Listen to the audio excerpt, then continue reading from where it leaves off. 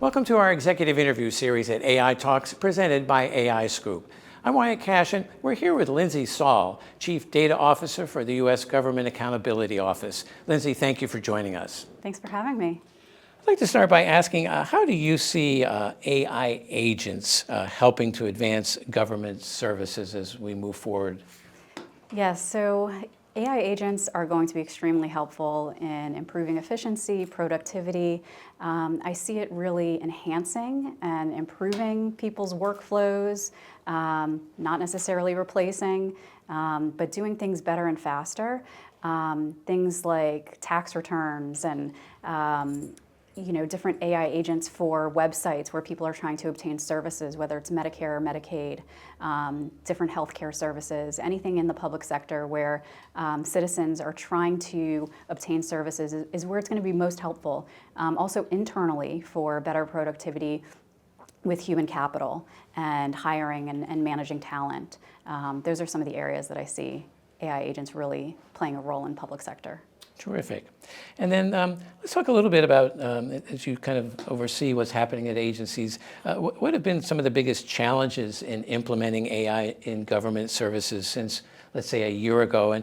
And how does your organization sort of recommend approaching those challenges? Yeah, so there definitely have not been a lack of challenges on the deployment front. There's still some hesitation.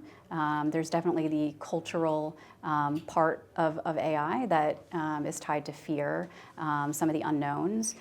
Even though we have been using AI for quite a bit in various venues, things like Grammarly and Word documents and whatnot, it's still some of the lack of education, I would say, is hindering the momentum of deployment. I would also say things like privacy risks that really come up. And so we have lawyers, we have the union, we have lots of different stakeholders playing in it. That's the other thing, is that AI is a team sport. And so getting buy-in, getting perspectives at every single stage of the AI development lifecycle is extremely, extremely important. And so therefore that takes a lot of time, a lot of perspectives to consider, all of which are very much needed and important.